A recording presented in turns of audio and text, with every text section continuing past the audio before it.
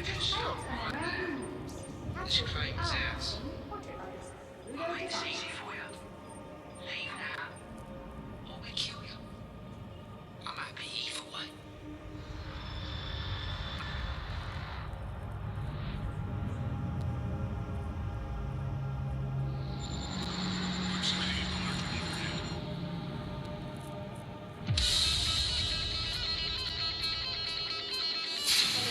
The time has come for something new. Something to change the game. When seeking fortunes at the fringes of civilization, you need someone you can trust. In this age of uncertainty, it's time to take back your strength. It's time to release the Kraken.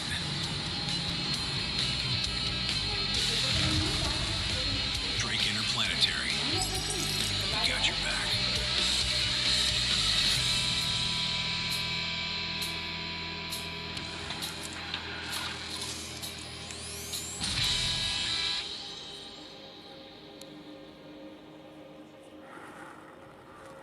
In a dangerous galaxy, who can you trust to watch your back?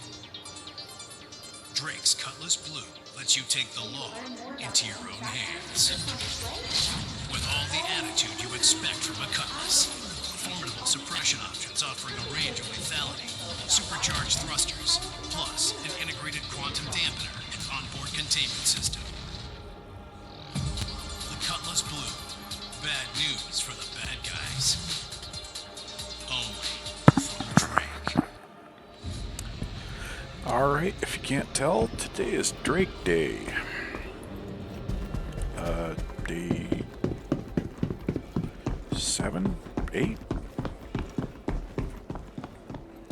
And all the pretty little Drake ships. Mention the name Drake Interplanetary in a room and you're sure to kick off some debate. To some, they're villains, arming the most dangerous elements in the verse with the tools to wreak havoc. But did you know that this criminal connection was only made possible because Drake's ships were so common? In the infamous Kesselring heist of 2903, a Drake Caterpillar was used specifically because it was easy to blend in with the masses in flight. So everybody owns a Drake because they're cheap and easy to get a hold of. Not because you're a pirate or whatever. Okay, over here we have a lot of Drake goodness. And probably start with the Herald. Let's see what the clicky board does. No one brings the thunder to IAE quite like Drake Interplanetary. Love them or hate them, their ships have become versatile and affordable options for everyone from security and militia forces to haulers trying to scrape a living out in the black. The Drake Red Medic ship was recently recognized for the most lives saved, thanks to the ship's usage in med stations and in hospitals around the UEE. Alright. Here is the Drake Herald. Herald. And it's the data running ship for Drake. It's not a function that is currently an active gameplay loop in the game, but it is quite a interesting ship. There's a gun turret in there, gun turret in here, another gun turret like that on the other side, so it's got 3 smaller guns. Oh, yeah, it's got wing guns, so yeah. It's fairly well armed, it's fairly well armored, and the Herald is fast for a little ship. But as soon as the data running loop comes into the game, it'll be a much more effective ship. But it's got a little one-person cockpit, little data station, and a crew quarters in it. So it's actually a very nice little ship. Alright, this is the Buccaneer. So this is the light fighter. Ground up to be fighter the way you live. No leather interiors, no hyper pillows here. The Buck is a scrapper designed to maneuver and fight above its weight class. The rough and tumble frontier fighter can be maintained in the worst of conditions in order to keep real work space crews alive. Well, I like the Buccaneer because a little change to its loadouts so that they're not running ballistics. And it is a heck of a little fighter, maneuverable, fast. The only problem I have with it is it's kind of paper thin. So if it gets hit a lot, you're done. Introduced in 2887, Drake's Buccaneer almost begs its pilots to pick a fight. While it doesn't have the versatility of something like the Hornet, the Buck's got heart and enough firepower to make it a serious threat in any engagement. Though it's been associated with multiple crimes throughout the Empire, it's also become a mainstay for local security forces and militia looking to keep the peace. Yep, so if you're looking for a good little fighter, that would be the Buccaneer. Oh, come on. I already rented it. So, let's look at the other ships up here. Of course, the Caterpillar. It's probably the best cargo hauler overall for now until you, or dedicated cargo hauler until you get into the Hull series.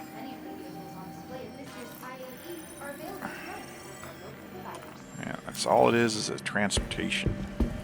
Eventually, it's going to get to where this piece of the ship can split off, because this is like the semi-trailer, and that's the tractor truck. So to be able to split that off, take that out into atmosphere or whatever, and leave your cargo in a safe spot. Alright, here is the Cutlass Frame.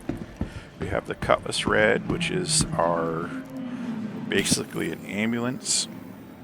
It has 2 med beds in it, a bunch of blinky lights and sirens, and distortion weapons on it so that it'll disabled rather than damage, but it doesn't have a turret. It has extra scanners and spotlights on it. This is the standard Cutlass Black. It comes with 4 forward mounted guns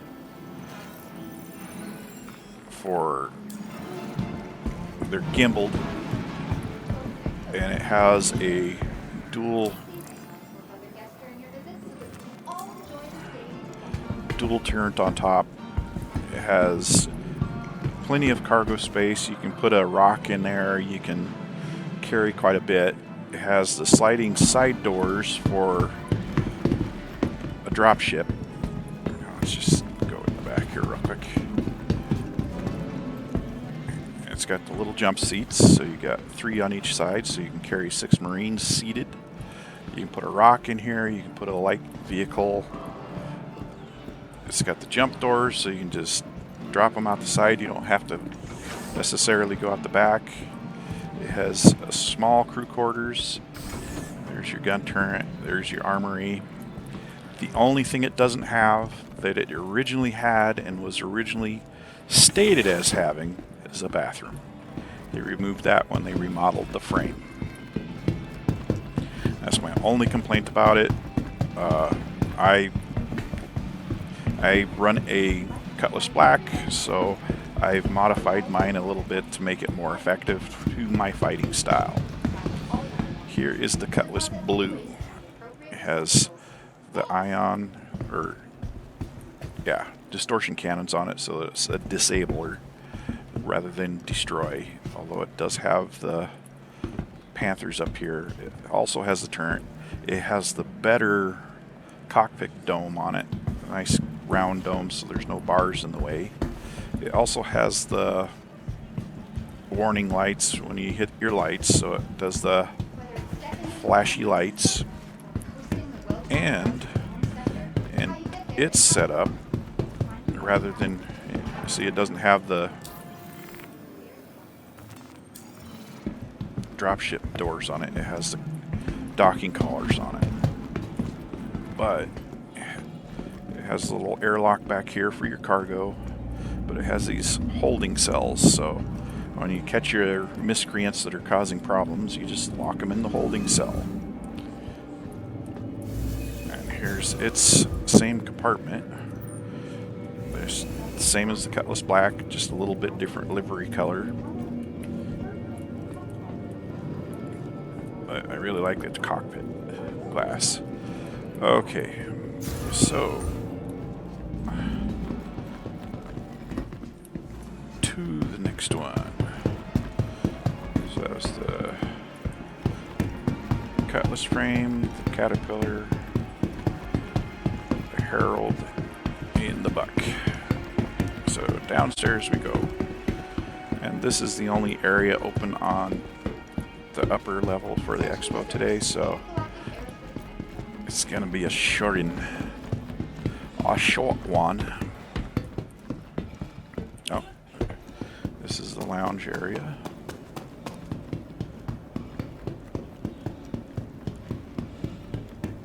Okay, here are the Dragonflies. I think there's 2 variants.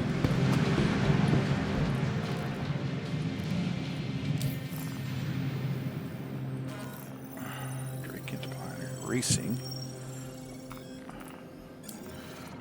There should be a racing in like a utility variant, I thought.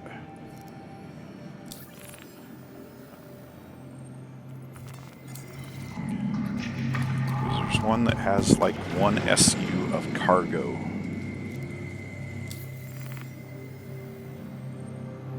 Oh, they're all a racing variant, but they're going to be a very useful little item once the gameplay mechanics start coming in to where you have to travel around on a ground vehicle rather than just flying to wherever with your ship to do things. Alright, this is the Kraken. This is the Drake Kraken that's in the commercial. So, Drake Interplanetary Light Carrier. The Kraken is a protector and a beacon of freedom to a too often cruel universe. For those tasked with safekeeping citizens unable to protect themselves, the Kraken is both sanctuary and self-contained war machine, ready to take on the most dangerous or most daunting adversaries. Drake has thrown out the rulebook to redefine private use capital class ships, attack carriers, and the very nature of personal freedom. It's nothing if not a testament to the empowerment of the people.